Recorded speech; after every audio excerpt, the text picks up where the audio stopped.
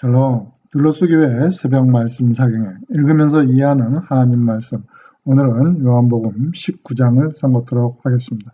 앞장에 요한복음 18장에서는요, 예수께서는 기드론 골짜기 건너편 올리브나무 동산에서 배반한 제자 유다가 데리고 온 로마 군인들과 성전 경비대에게 체포되어 밤새도록 대제사장인 안나스와 가야바에게 불법적인 신문을 받고 당시 로마 총독인 빌라도에게 넘겨졌습니다.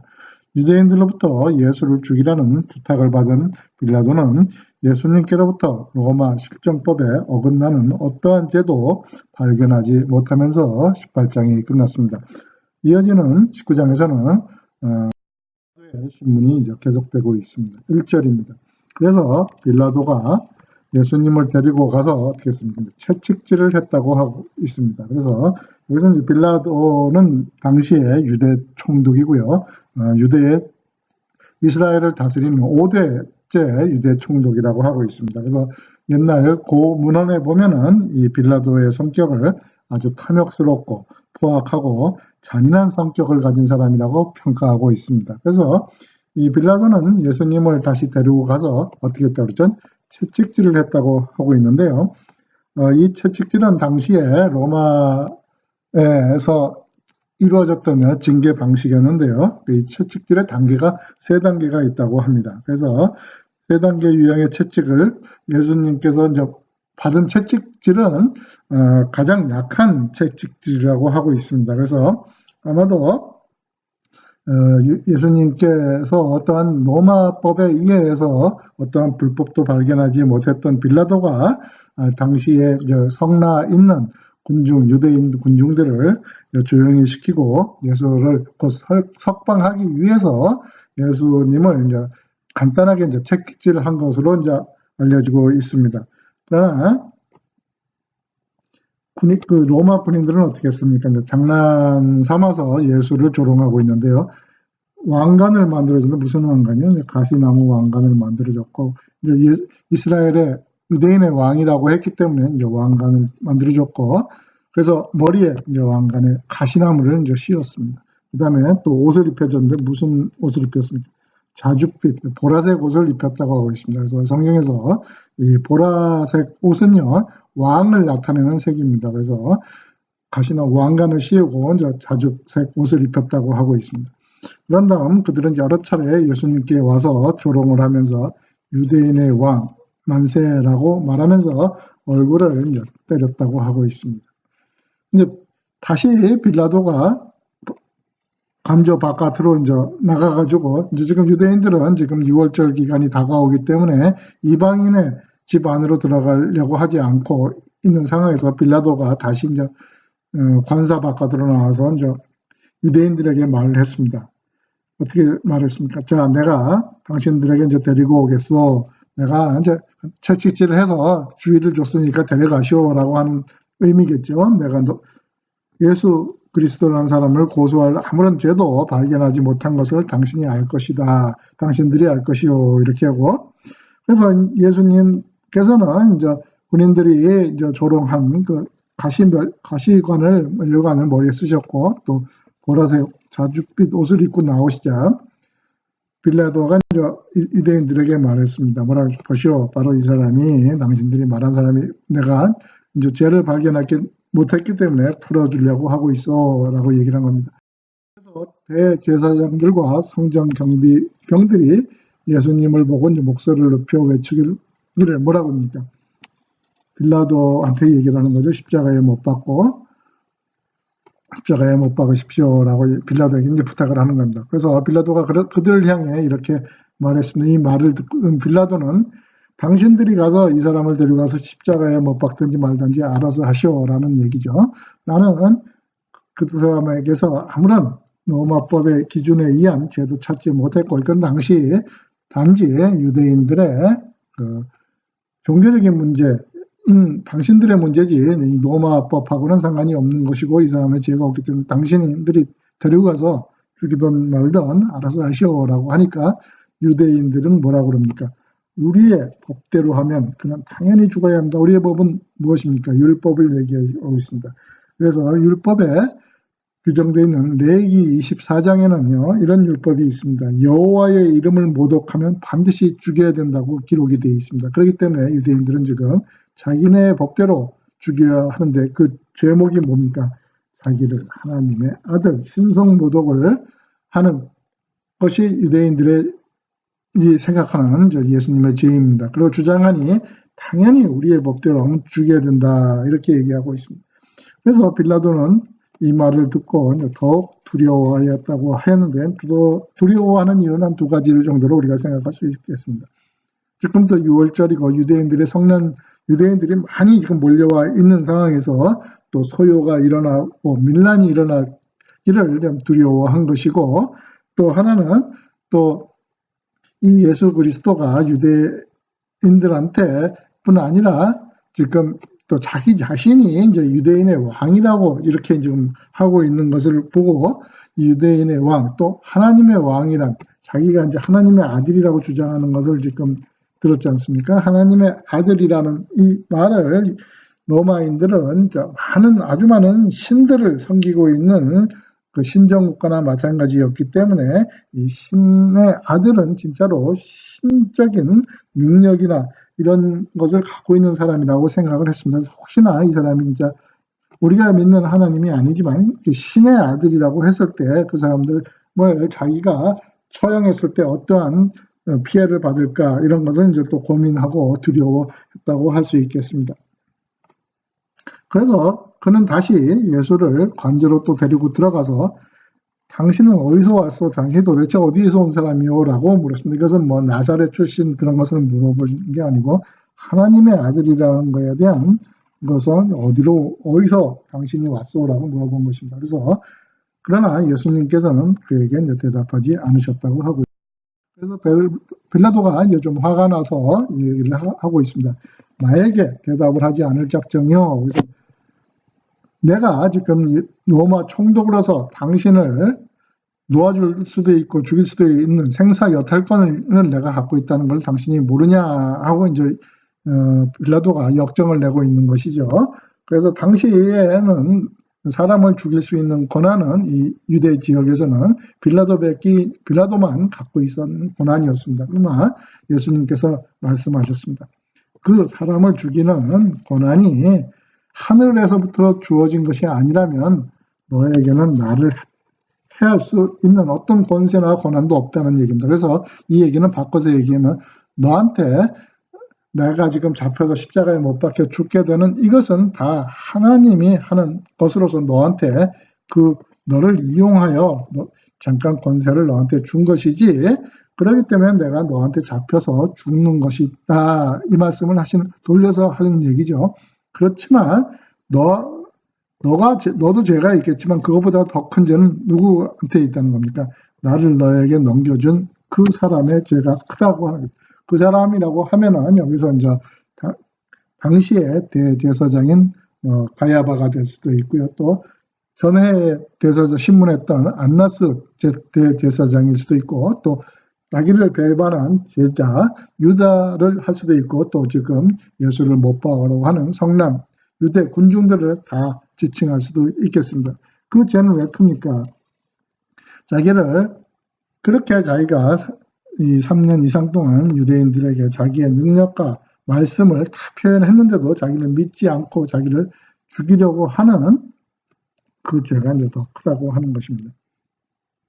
그때부터 빌라도는 도리어 예수님을 놓아주려고 무진 애를 썼다고 성경은 기록하고 있습니다.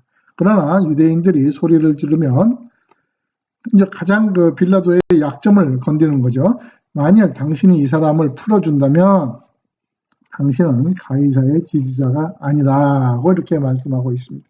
그래서 여기서 말하는 가이사의 지지자라고 표현된 이 말은 가이사의 원래는 친구가 아니라는 말입니다. 그래서 이 가이사의 친구라는 뜻은요, 당시 로마 사회에서 쓰여지는 최고위 공직자에게 붙여지는 하나의 이제 호칭 같은 것입니다. 그래서 공의의 원로원이나 공의의원이나 그다음에 이런 총독 정도 되는 고위 공직자들한테는 가이사의 친구라는 수식어가 앞에 붙어졌습니다.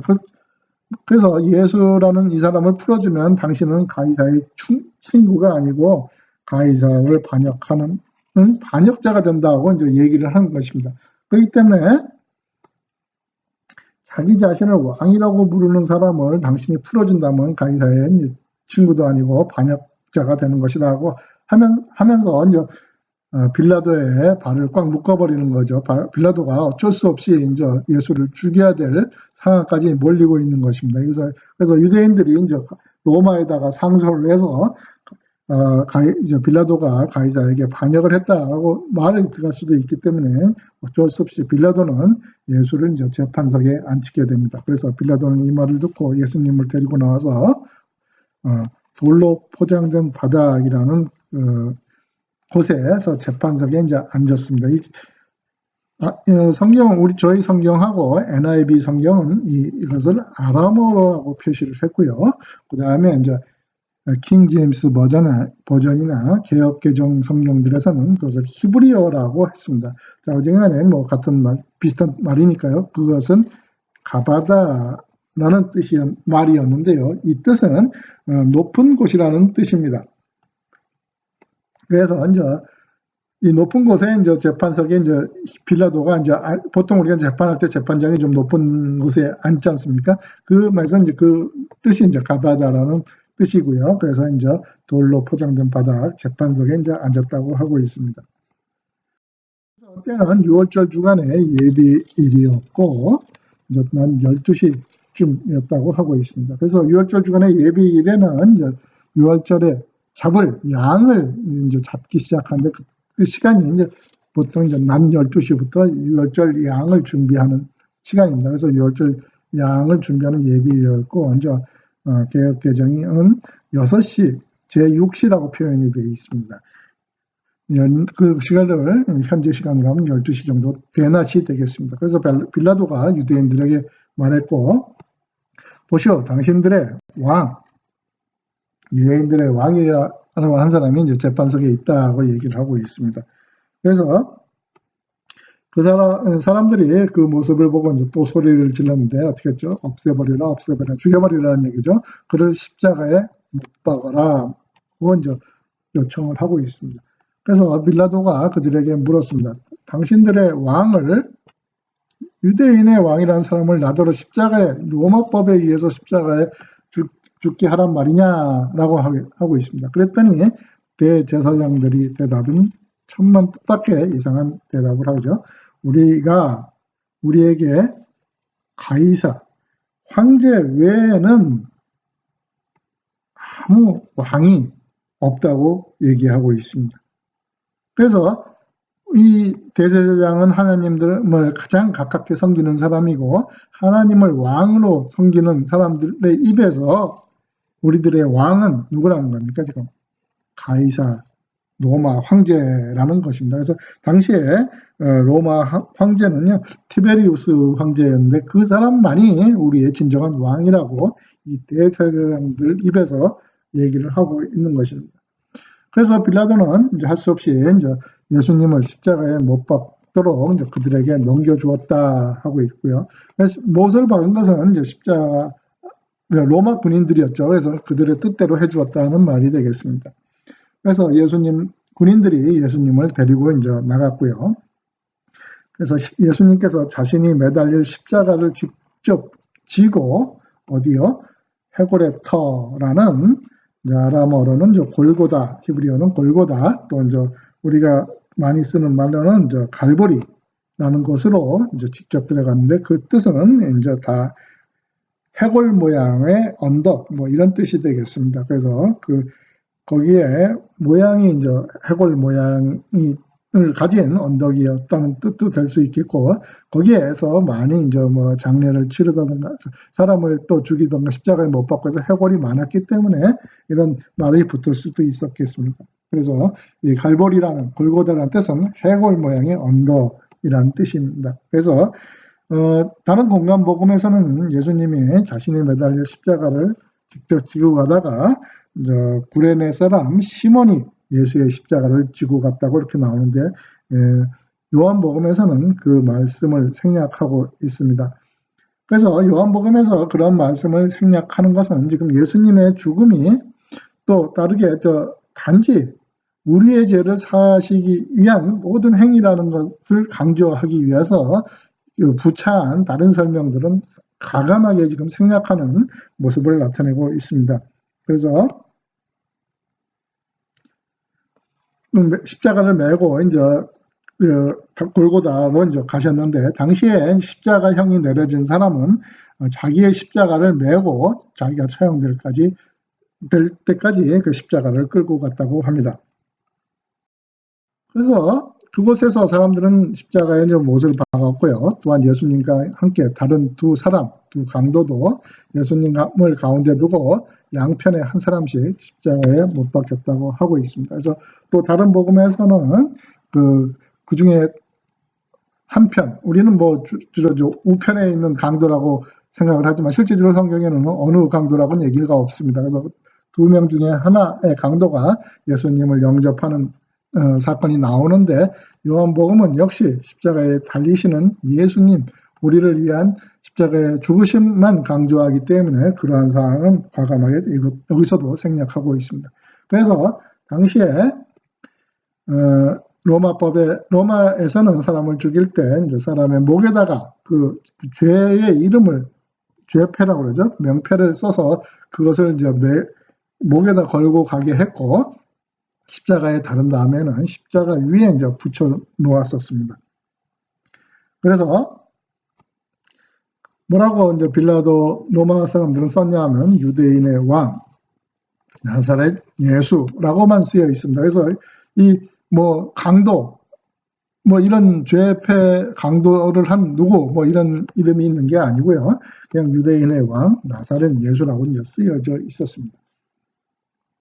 그래서 그 많은 유대인들이 그 죄가 적혀 있는 명패를 있었던 것은 예수님께서 죽으신 곳이 예루살렘 성에서 아주 가까운 곳에 있었기 때문에 그것을 볼 수 있었고, 또 그 명패는 세 나라 말로 써 있었는데, 이제 아람어로 써 있었고, 또 라틴어, 로마어로 써 있었고, 그리스어로 쓰여져 있었기 때문에, 라틴어 그리스어는 당시에서는 최고적인 세계적인 언어가 되기 때문에 모든 사람이 이제 그것을 읽을 수 있었는데, 무엇을 읽었었습니까? 유대인의 왕 나사렛 예수의 십자가다, 이런 얘기죠. 그것을 읽을 수 있었다는 얘기입니다.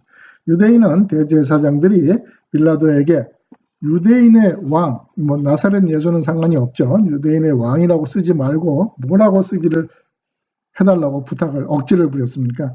나는 유대인의 왕이다. 그러니까 사이비, 가짜 유대인의 왕, 메시아가 아닌 그 나사렛 예수 자신이 자칭 이렇게 얘기하는 유대인의 왕이다라는, 거짓 왕이다라고 써달라고 얘기하는 것입니다. 그래서 빌라도가 쓴 명패와 유대인들이 이제 대제사장들이 요청하는 것에서는 커다란 차이가 있습니다. 빌라도는 진짜 유대인의 왕으로서 이제 예수님을 생각을 하고 있는 거고요.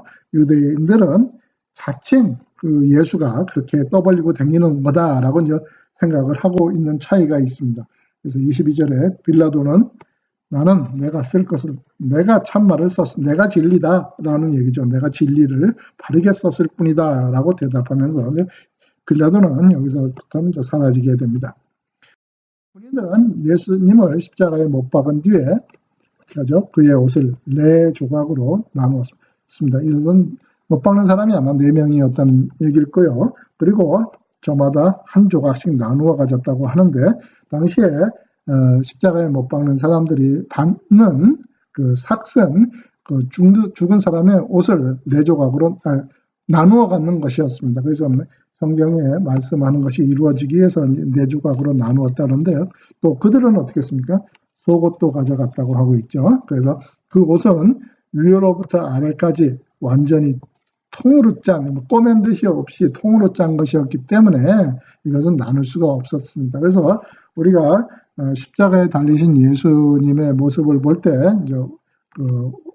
팬티 같은 것은 걸치고 있는 것으로 보지 않습니까? 그렇지만 실장으로서는요, 십자가에 못 박힐 때는 완전히 옷을 모두 실오라기 하나 거치지 않은 상태에서 십자가에 못을 박았습니다. 왜 그러냐면 그 이유 중에 하나는 또 군인들이 나중에 그 옷을 가져가야 했기 때문에 그 십자가에 옷을 입혀놓고 십자가에 못을 박으면 피가 튀고 이런 것을 하기 때문에 옷을 다 벗겨서 십자가에 못을 박았었습니다. 또 그래서 군인들은 그래서 어떻게 했습니까? 그 겉옷은 4조각으로 나눴는데 그 속옷은 이렇게 이제 찢을 수가 없기는 이제 완전히 통으로 짠 옷이었기 때문에 어떻게 했습니까? 그 군인들이 아이디어를 내서 어떻게 하죠? 찢지 말고 제비를 뽑아 누가 가져갈지 정하자 얘기를 하고 있습니다. 그래서 성경에서 이제 제비를 뽑는다는 것은요, 일반적으로 하나님의 뜻을 물어볼 때 제비를 뽑는다고 하지만 지금 로마 군인들이 하는 이 제비를 뽑는 것은 우리 개념으로 하면 가위바위보를 뭐 하자는 얘기가 되겠습니다. 그래서 누가 이긴 사람이 그것을 가져가자라고 이제 얘기하는 것입니다. 그래서 이러한 일들이 일어난 것은 그렇게 되리라고 성경 말씀이 미리 기록한 것이 예수님께서 마지막까지 다 이루어지기 위해서라고 말씀하고 있습니다. 그래서 이 내용은 시편 22편 18절에 나오는 내용인데요. 시편 22편 18절은 이렇게 설명이 되어 있습니다. 그들이 자기들끼리 내 옷을 나누고, 지금 내 옷을 4조각으로 나눠 가졌죠. 또 그래서 어떻게 했죠? 내 옷을 가지려고 가위바위보 제비를 뽑고 있다라는 성경의 말씀이 이루어지기 위해서 이렇게 했다는 것입니다. 그래서 그렇게 예수님이 이제 완전히 십자가에 이제 걸려 있는 상태고요. 이때 예수님의 곁에는 4명의 여인이 있었습니다. 그래서 어떤 여인이 있나 한번 보겠습니다. 예수님의 어머니가 있었고요. 예수님의 어머니는 누굽니까? 마리아가 있었고요. 또 예수님의 이모가 있었습니다. 예수님의 이모는 예수님의 누나가 되겠죠. 예수님 어머니 마리아의 누나가 되겠죠. 근데 이 이모는 성경으로 보면은 이름은 살로메입니다. 살로메라는 이모가 있었는데 이 살로메는요, 지금 요한복음을 쓰고 있는 사도 요한의 어머니입니다. 그렇기 때문에 사도 요한과 예수님과는 이중사촌간인데요. 제가 이제 앞장 초기에, 요한복음 초기에도 이 설명을 드렸었습니다. 그래서 살로메가 있었고요. 또 글로바의 아내라는 마리아, 지금 여기서 3명의 마리아가 나오는데요. 글로바의 아내 마리아라는 여자가 또 있었고, 이 글로바는 예수님께서 부활하신 후에 이제 엠마오로 가는 2 제자가 있었는데, 그때 엠마오로 가는 2 제자 앞에 나타나신 예수님이 계셨었는데, 그때 2 제자 중에 한 명의 이름이 이제 글로바입니다. 글로바의 아내가 있었고요. 또 막달라 마리아, 예수님께서 7 귀신 들린 여인을 고쳐주었던 그 여인인 막달라 마리아가 있었다고 하고 있습니다. 그래서 4명의 여인이 있었고요. 또 1명의 남자가 있었는데 누굽니까? 예수님께서 그의 어머니와 그의 어머니 마리아를 보셨고, 또 그 곁에 사랑하는 제자, 요한복음에서 사랑하는 제자는 요한복음을 쓴 사도 요한을 얘기하고 있습니다. 그래서 사랑하는 제자 요한이 서 있는 것을 보시고 예수의 어머니의 마리아를 보고 말씀하셨습니다. 그래서 어머니 보십시오라고 안 하고 여자여라고 이제 얘기를 하고 있습니다. 그래서 예수님께서는 지금 이제 하나님의 아들, 성자 하나님 예수 그리스도의 입장으로서 어머니를 부르는 것입니다. 여자여라고 하고 있고요. 요한복음에서는 이 말이 이제 3번 쓰여졌는데요. 한 번은 예수님께서 그 갈릴리 가나에 이제 결혼식에 참여했을 때 예수의 어머니께서 포도주가 떨어졌다고 했을 때 여자여 이렇게 한번 얘기를 했고요. 또 가늠한 여인을 구해주고 했을 때 그 여자 보고 이제 여자여라고 했는데, 이 여자는 당시에 가장 여자를 부르는 최고의 이제 호칭이 되겠습니다. 그래서 그 여자여 보십시오라고 하고 있고, 어머니 보고 지금 하는 얘기입니다. 어머님의 아들이라는 얘기입니다. 누가 어머님의 아들이라는 것입니까? 사랑하는 제자 요한이 어머니의 아들이라는 얘기입니다. 그래서 실제적으로 뭐 이종사촌 예수님과의 관계고, 또 예수님과의 이제 이모, 예수님과 요한이 이종사촌이고, 또 마리아와 또 요한은 이모 관계가 있기 때문에 이제 실제적으로 이제 이렇게 해서 이제 아들이라고 주는 것도 이제 우리가 이제 이해할 수 있고, 또 여기서 알 수 있는 것은 예수님의 형제가 이제 4명이 있었고 여자 자매가 이제 2명이 이상 있었다고 제가 말씀을 앞절에서 많이 드렸었는데요. 그 친형제 마리아가 낳은 마리아와 요셉 사이에서 난 그 형제들은 여기 눈에 보이지 않고 있습니다. 그래서 사랑하는 제자가 한 명 옆에 있다고 말씀을 하고 있습니다. 그 제자 요한에게는 보아라 너의 어머니다 라고 이제 마리아를 소개했습니다. 마리아한테 이제 부탁을 하는 거죠. 요한에게 마리아를 이제 부탁하는 것입니다. 그때부터 이 제자 요한은 예수님의 어머니를 자기 집에 모셨다고 하고 있습니다. 그래서 전승에 의하면 마리아가 죽을 때까지 사도 요한에게 이제 보호를 많이 받고 했다고 합니다.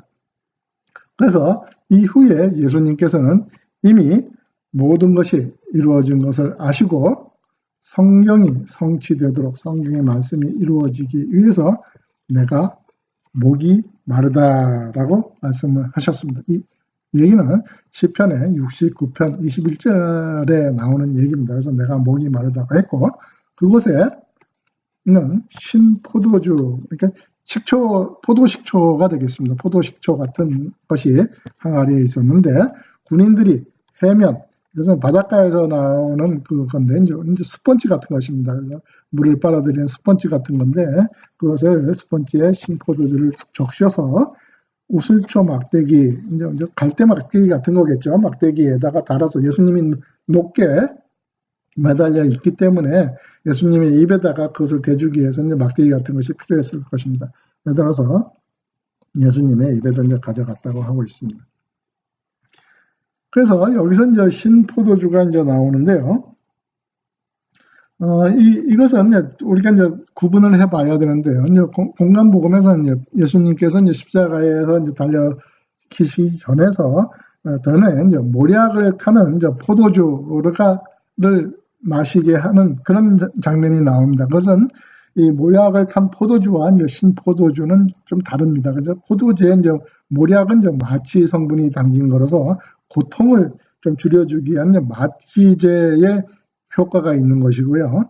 지금 이 신포도주는 이제 시큼한 식초 성분이 나는 포도주가 이제 식초화가 된 것입니다. 이것이 이제 갈증을 푸는데 이제 사용이 됐다고 합니다. 그래서 두 가지로 저희가 생각을 할 수가 있는데, 하나는 이 로마 군인들이 이를 그 십자가에 못 박고 하는 일들을 하면서 이 더운 날씨에 목을 축이기 위해서 옆에 이제 항아리에 이제 담아놨다고 할 수가 있고요. 또 어떤 학자들의 글을 보면요, 이 신포도주는 그 십자가에 달린 사람을 더 오래 고통을 느끼기 위해서, 빨리 죽지 않기 위해서 그 신포도주를 가끔 입에다 이렇게 적셔서 주었다고 이제 하고 있습니다. 그래서 그것은 어떤 것을 뭐 생각하든지 간에 이제 이 말씀은 중요한 것은 하나님의 계획, 하나님의 뜻에 따라서 이 예언이 성취되는 그것을 이제 우리가 더 중요시 여겨야 되는 것입니다. 그래서 예수님이 목마르다고 한 것은 성경의 말씀이 성취되도록 하기 위해서 이 말씀을 하는 것이었는데, 예수님께서는 신포도주를 잠깐 맛보신 다음에 뭐라고 말씀하셨죠? 다 이루었다, 다 마치었다. 얘기는 하나님의 계획이 하나님의 시간에 다 이루어졌다고 이제 말씀을 하시고, 이 말씀을 하신 후에 고개를 아래 떨구시고 죽으셨다, 이렇게 말씀을 하고 있습니다.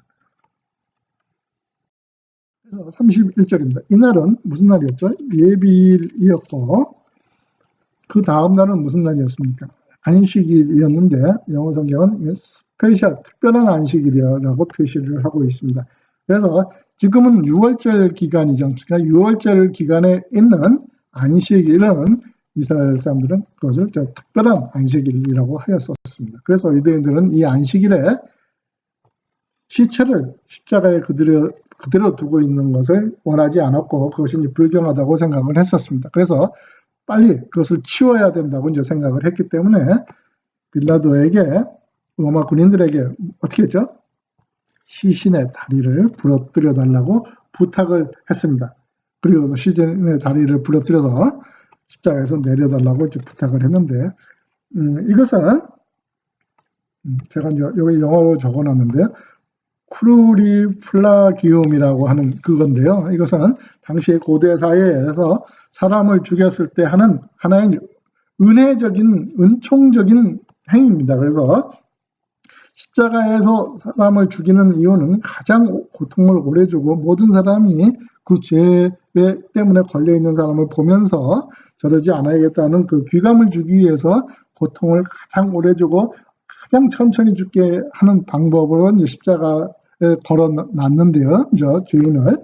그래서 이 이제 가족들이라든가 이 사람들이 가가지고 뭐 뇌물도 주고 해서 시신의 다리를 부러뜨려 달라고 하면은 십자가에 지금 매달려 있는 사람은 그 다리의 힘으로 해서 그 다리 밑에 조그만 발판이 하나 있는데 그 발판으로 인해서 사람이 죽지 않고 이제 오래 고통을 느끼고 있는 것입니다. 그래서 이 다리를 부러뜨려 달라고 하는 것은 실질적으로 이제 무릎 밑에 정강이빨을 부러뜨리는 것입니다. 그렇게 되면은 이 사람이 힘을 쏠 수 없기 때문에 다리로 지탱을 못하고 곧장 사람이 죽게 된다고 합니다. 그래서 빨리 죽여달라는 것이랍니다. 그래서 이것은 우리가 이제 일본 사무라이 같은 경우에 활복을 하면 뒤에서 빨리 죽기 위해서 이제 목을 치지 않습니까? 그것으로 이해하면 우리가 이해가 빠르겠습니다. 그래서 이것은 전통적으로 있는 고대 사회의 이제 처형 방식이었는데 용어로 되어 있습니다. 크루리 플레기움이라고 한다고 합니다. 그래서 부탁을 했고, 그래서 군인들이 가서 지금은 사람이 예수만 있는 것이 아니고 예수 옆에 두 강도도 있기 때문에 그 세 명의 시신을 다 유대인들은 빨리 치우고 싶은 것입니다. 그래서 첫 번째 사람의 다리와 다른 사람의 다리를 이제 망치로 가지고 이제 그걸 부러뜨리는데 부러뜨렸다고 하고 있습니다. 그러나 군인들이 예수님한테 갔을 때 그 십자가에서 못 박혀 죽을 때 그렇게 사람이 일찍 죽지 않는다고 합니다. 근데 예수님께서는 이미 돌아가셨습니다. 그래서 그 사람들이 그 예수님의 다리를 부러뜨릴 이유가 없었습니다. 그래서 그리고 이제 다른 군인 하나가 이제 창으로 진짜 죽었나 아마 확인을 해보는 거겠죠. 창으로 예수님의 옆구리를 찔렀다고 하는데 아마 이제 심장을 찔렀겠죠. 그래서 바로 이제 피와 물이 이제 쏟아져 나왔다고 하고 있는데 이제 혹자는 어떻게 사람의 몸에서 물이 이제 쏟아져 나왔냐 하고 이제 의문을 제기하고 있지만 피와 물이 쏟아져 나왔다고 성경은 얘기하고 있습니다.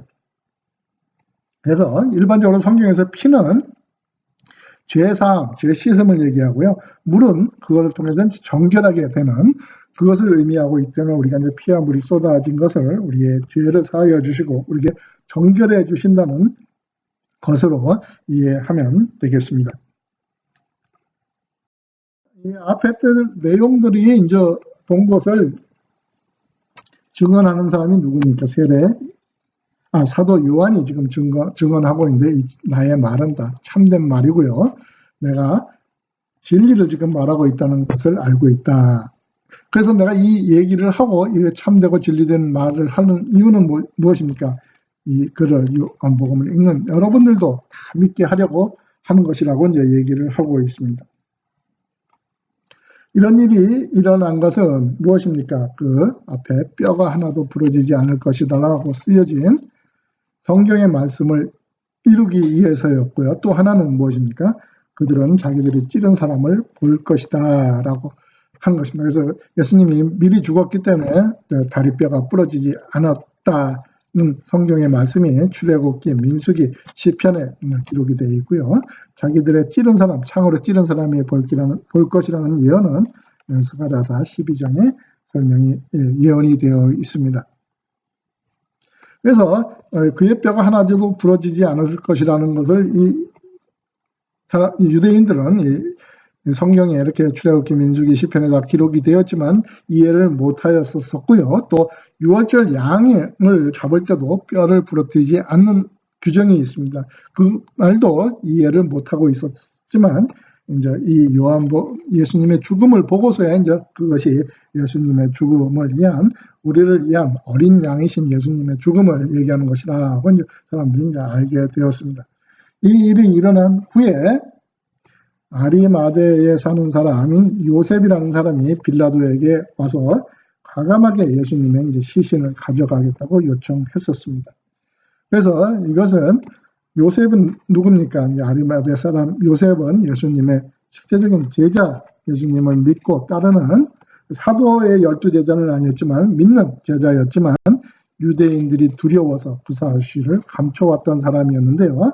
유대인들은, 당국자들은, 유대인을 믿는 사람들은, 예수를 믿는 사람들은 회당에서 축출하고 유대인으로 인정을 안 했다고 하는 것을 하였기 때문에 이 사람이 그 사실이 두려워서 예수님을 믿는다는 제자라는 사실을 감춰왔는데요.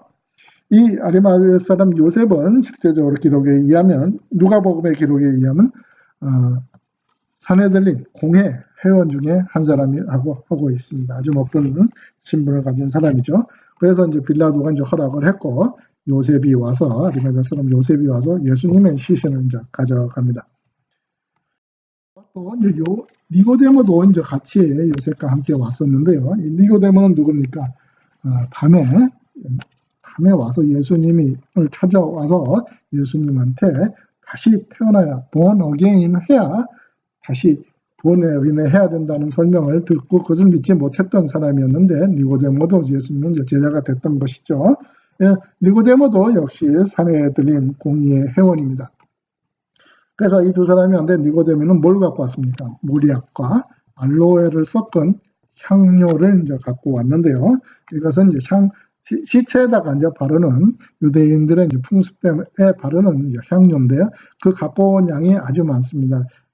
저희 지금 보는 쉬운 성경은 33kg 정도라고 하고 있고요. 영어 성경은 그걸 75파운드라고 얘기하고 있고, 또 이제 개혁 성경에서는 100리트라라고 이제 하고 있습니다. 나오지 않은 어마어마한 많은 양을 갖고 왔는데, 이것은 이 장례가 예수님의 죽음이 일반적인 사람의 죽음이 아니라는 것을 의미하고, 진짜의 이제 메시아이신 이스라엘 왕의 죽음을 의미하고 있습니다. 그래서 이 두 사람은, 요셉과 니고데모는 유대인들의 장례 풍습에 따라 예수님의 시신을 가져다가 향료와 함께 고운 배로 이제 칭칭 쌌습니다. 예수님께서 십자가에 못 박히신 곳, 그 갈보리에는 동산이 있었는데, 그 동산에는 아직까지 한 사람도 그 안에 시체가 들어간 적이 없는 새 무덤이 이제 있었다고 했습니다. 이 새 무덤 역시 이 33kg의 몰약과 알로에를 섞은 향료가 만큼이나 이제 왕에 대한 이제 장례를 얘기를 하고 있습니다. 이제 새 무덤은, 이제 왕은 새 무덤에, 누가 쓰는 무덤에 들어가지 않고 새 무덤에 들어가게 돼 있었습니다. 그래서 무덤도 이제 가까이 있고, 그래서 이제 예루살렘 성에 이제 무덤도 이제 가까이 있었고, 유대인들의 이제 또 예비일, 안식일 전날이기라도 해서 요셉과 니고데모는 예수님을 이제 그 시신을 무덤에 넣어 두었고, 그래서 이제 안식일이 지난 다음에 이제 다시 이제 시신을 처리하기 위해서는 무덤을 넣어놨다고 하면서 19장을 마치고 있습니다. 19장에서는요, 저희가 그 30절을 한 번 더 생각하도록 하겠습니다. 30절에서는 예수님께서 돌아가시면서 한 마지막 날, 다 이루었다, 다 마치었다라는 말씀을 하신 것을 우리가 한번 깊이 상고해야 될 것 같습니다. 그래서 이 말씀을 다 이뤘다고 마지막을 말씀하신 후에 고개를 아래 들어보시고 운명하셨습니다 라고 했습니다. 그래서 예수님께서 다 이루었다는 것을 우리가 항상 예수님의 뜻대로, 하나님의 시간에 하나님의 뜻대로 이렇게 모든 것이 이루어진다는 것을 우리가 항상 상고하면서 지냈으면 좋겠습니다. 오늘 하루도 주님 안에서 승리하시는 하루가 되시고요. 죄 많은 우리를 구원하여 주시기 위하여 아들 하나님이신 예수 그리스도를 우리에게 보내주시고 속량케 하시고 십자가에 예수님을 달려 죽게 하신 하나님 아버지의 지극하신 사랑과 모든 것을 한치의 오차도 없이 다 이루시는 아버지의 거룩하고 위대하심을 찬양하며 사는 축복받는 하나님의 자녀가 되시기를 간절히 축원합니다.